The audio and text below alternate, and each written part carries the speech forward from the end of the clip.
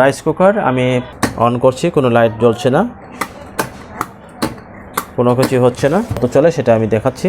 Main কাজ হবে এই কর্ডটা আগে চেক করতে হবে, এই কন্টিনিউটি এখানে মাপবো, ঠিক আছে, এই কর্ডটা ঠিক আছে, এই স্ক্রুগুলো আমি খুলবো।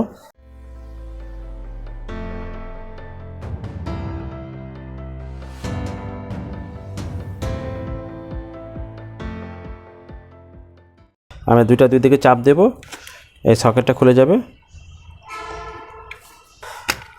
আমি এখন একের পর এক আমি প্রত্যেকটা জিনিস চেক করব। আমি প্রথমে চেক করব হচ্ছে এসি লাইন থেকে একটা ফিউজ থাকে, এই ফিউজ আমি চেক করব এখান থেকে ধরে, এবং এই ফিউজটা আমি প্রথমে চেক করব। এখন দেখছি না ফিউজ কোনো শো করছে না, মানে ফিউজটা কাটা আছে, কোনো ওপেন আছে বা কেটে গেছে। তাহলে আমরা কয়েলটা দেখছি ঠিক আছে, একটা সুইচ আছে থার্মিস্টর সুইচ, এটা আমরা দেখব যে এটা ঠিক আছে কিনা। এটা ঠিক আছে, কয়েলটা মাপবো আমরা, এটা ঠিক আছে, এই ফিউজ খারাপ।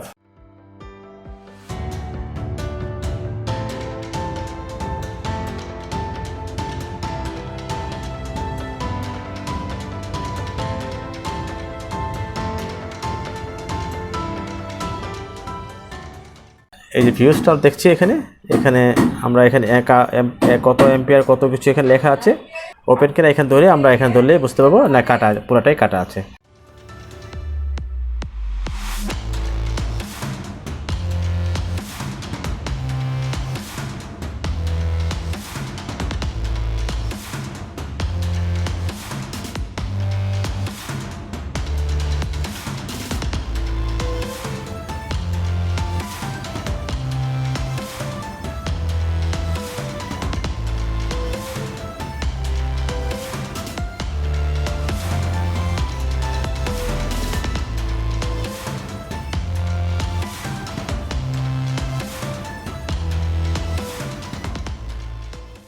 এখন পাওয়ার চলে আসছে, আমরা এখন দেখতেছি পাওয়ার চলে আসছে।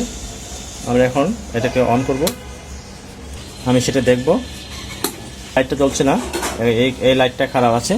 এই মিটার স্কেলে ইনটু 1K-তে দিলে আমরা এলইডি চেক করতে পারি।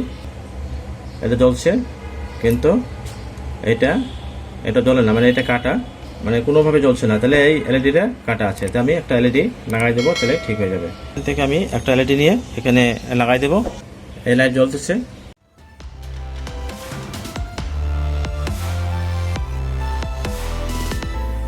আমরা চেক করে নিলাম এটা পজিটিভ, এইটা একই পজিটিভ, এটা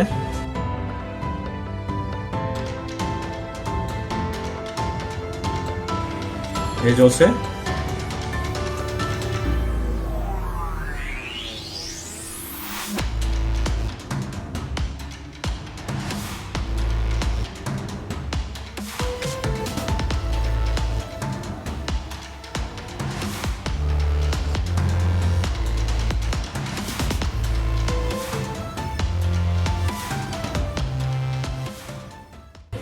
এই জ্বলছে, অফ হয়ে গেল, এই কুকিং হচ্ছে। আমার ভিডিও লাইক এবং শেয়ার এবং সাবস্ক্রাইব করবেন এবং ইজি টেক ভিশনের সাথে থাকবেন।